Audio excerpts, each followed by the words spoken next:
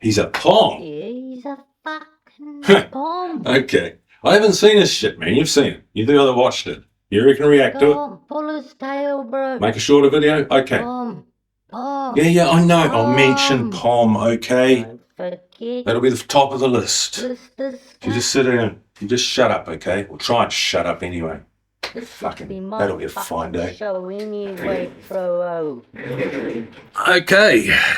Cunty's made the call, folks. We're going to react to this guy Curls he's talking about. One thing about Curls is he's a pom. Now, we're discussing Kiwi slang today. New Zealand slang. What a pom is someone from England. And that term comes from prisoner of Her Majesty. So, without further ado, let's dive into old Curls and see what he's got to say for himself regarding Kiwi slang. New Zealand slang. Today we've got 20 slang words and phrases to get through. Let's begin. 20. Bro. Now obviously bro is used all around the world, the shortened version of brother, but in New Zealand it really takes a new I saw it used in a word bro 1970s in New Zealand knows no gender, no blaxploitation age. movie last You night. can refer to anyone as bro, your dad, your grandma, even your cat. It's also a No, you don't refer to your cat or your mum as bro. Okay? You refer to your mates, you can refer to strangers, usually guys, as bro, yeah, sure. Like he says, it means brother. It's the Maori thing, but everybody took it on. But you don't call your mum bro, Curls. That's just not on. You call her fucking mum. What else have you got, son? A. This is a bit of a strange one. This is a sound God. that Kiwis just happen to emit after We they happen said to emit any it. sort of statement. It's quite cold outside, that, eh? like a It's quite hot in this fucking room, eh? wet dream? It does get a little bit strange, but it's really quite sweet. It's almost like New Zealanders are saying, here's a statement, and I'd quite like it if you agree with me. You can spell it A-Y, A-Y-E, E-H, or, that I've seen a couple of times, Why would we A-E. spell it? A. Geez, folks, he's not off to a good start. A is used as a term, the same as somebody in America would make a statement and say, right? You know, it's simple. It's just a punctuation mark, a period, if you like, a full stop. What else have you got for us, Kills? As. Now, this is a word that gets fixed onto the end of any adjective. We're all familiar with the concept of a metaphor. Always as cool as a cucumber. Oh, it's hot as the sun. New Zealanders don't bother with the metaphor. They just slice it off halfway through. Oh, it's sweet as. Oh, it's cool as. Cool as what? We don't bother. But again, We make communication as simple as possible, Curls. When we say as, say sweet as, like we going fishing tonight, cuzzy. Yeah, sweet as, that'll be sweet as. What comes after as is the word fuck. It's sweet as fuck, bro. Sometimes it's not appropriate to say fuck. So we just leave it out. gumboot. This isn't really slang as such, this is just what Kiwis refer to a Wellington boot or a welly. And actually recently in the park I saw someone using a gumboot as a wicket in some little, you know, quick cricket or Kiwi cricket, whatever you call it. So yeah, I'm not sure if that's a popular thing, using it as a wicket, but please let me know. Using it as a wicket. Gumboot. Oh, and given this a gumboot. Yeah. We live in a country where it unpredictably pisses down even in the middle of summer. You don't want to wear your work boots into your mum's house, do you? Gumboots come on and off very easily. What else are you going to do? Spend 20 minutes lacing your fucking boots up? Jesus, Curls. Gumboots. I wouldn't have even used that as a slang term myself. What else have you got? choice. Choice. As I understand it, this one might be a slightly older generational thing, but choice just generally means any expression of delight. Ah, choice. It's not necessarily an expression of delight. You are on point that it's a slightly older expression. It's only been around since the fucking 80s, which to us doesn't mean much, because we're already 10 years behind the rest of the fucking world, girls. It stems from the boys that used to work at the freezing works. and it comes from choice cuts. So it's not an expression of delight so much. Okay, yeah, you can say, oh yeah, that's choice, bro. But choice usually refers to something like, Trev went out and caught a 20-pound fucking snapper, man. Jesus, that thing was choice. It was a choice cut. What else have you got? Jaffa. Now, Jaffas are also Jaffs. a small little chocolatey orange sweet, but Jaffas are actually quite a rude way to refer I know. to Aucklander. You fucking it stands hate them for too. just another Aucklander. Nobody We'll likes probably them. cover this in Aucklanders come from the biggest city in New Zealand. And there's well over 1 million of the bastards living there. And as a rule, they aren't well received. But there's a particular bracket of Jaffas that not every Aucklander is referred to as a Jaffa. What we call a Jaffa is some businessman type, and we get a lot of them flood into our rural towns during summer.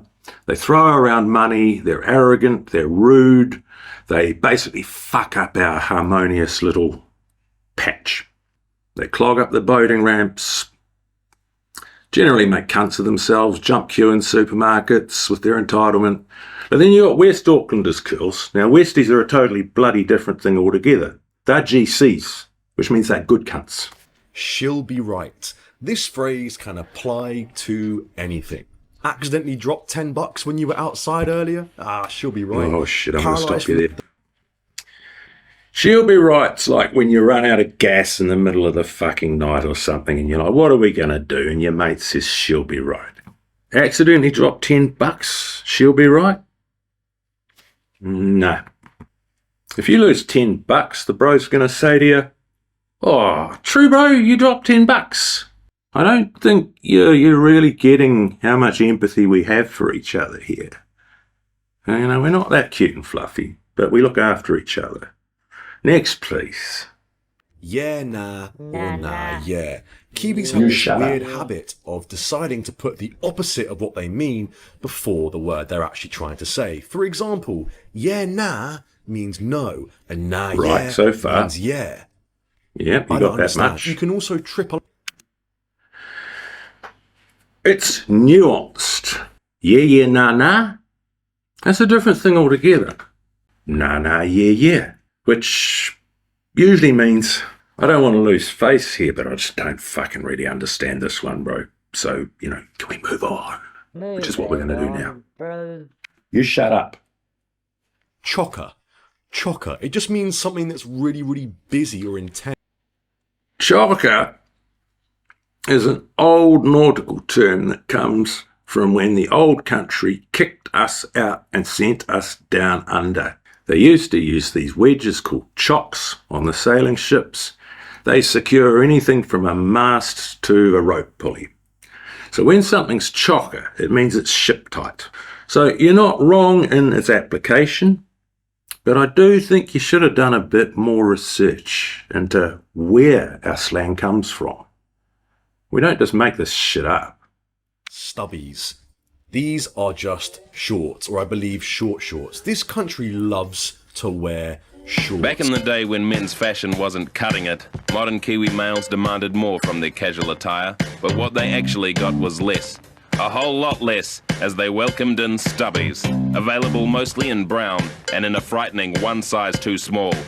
Finally, the Kiwi male was able to liberate his thighs to a breathless country, and his puku, and his bum. Features included a handy front key pocket, although no key could fit in it, which was cool, because back then, well, people just left their keys in the car anyway. Now, any social occasion was one men could feel comfortable in as they drank their LMP while their mullets sheltered their necks from the long summer sun that burned on and on. You were there. There's a difference between footy shorts and stubbies.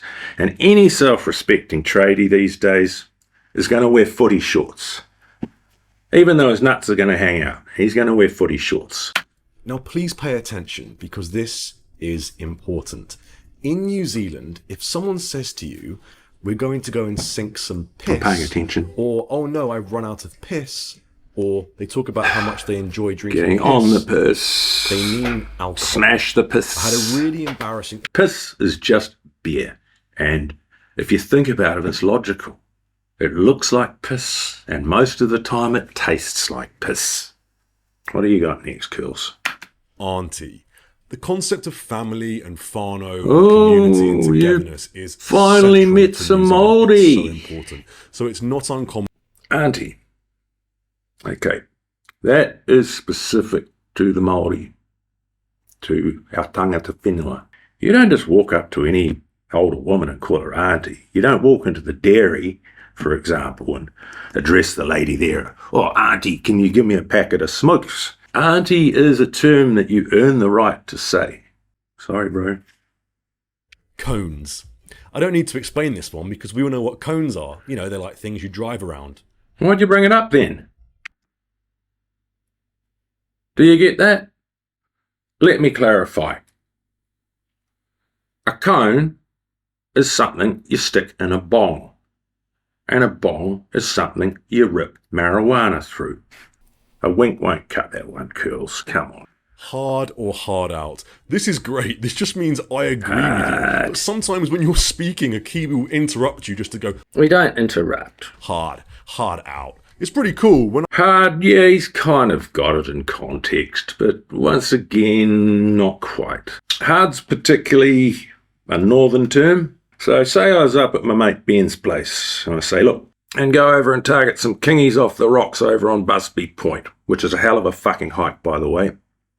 He's going to look at me and just look at me, and he's just going to go, fucking hard, bro. Come on, Curls, pick it up. this next one's a little less common. Coupley. What the Coupley. fuck It is just means a coupley? couple You of. ever heard or of that couple one? of.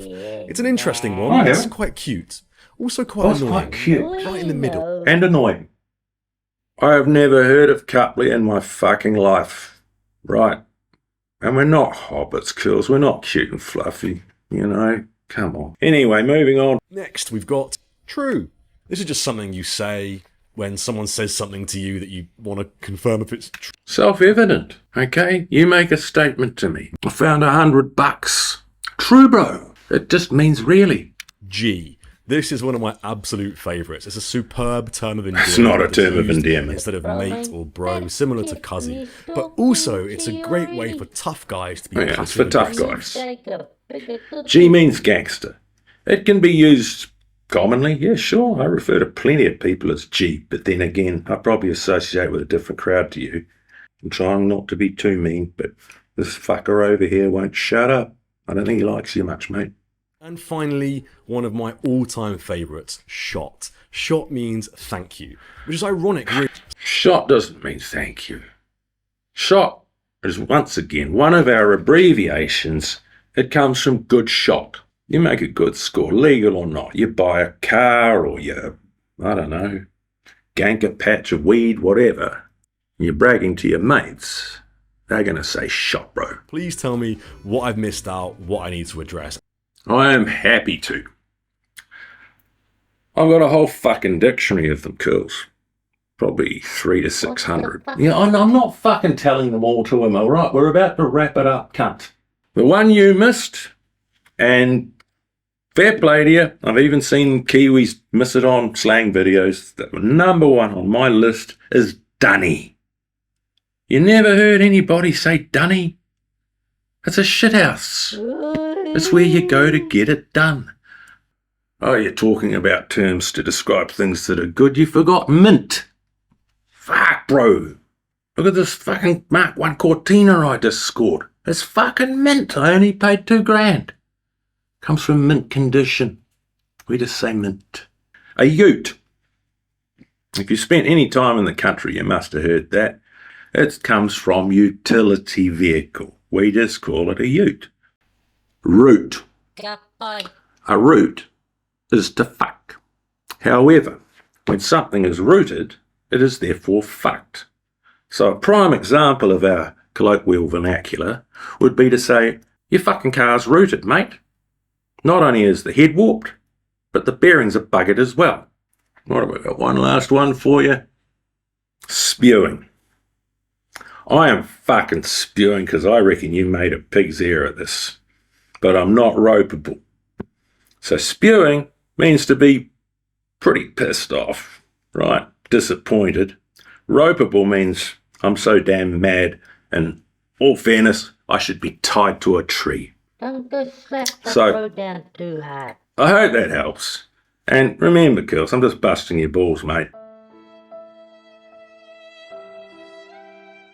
Appreciate your work, mate. Don't eat too many of those pies either, you'll have a fucking heart attack. I'm a mess. I'm covered in pie.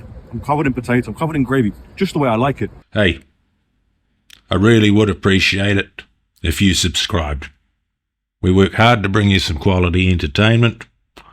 And if you got any suggestions for our videos, drop us a line in the comments. Thanks, folks. Good enough for the girls that day.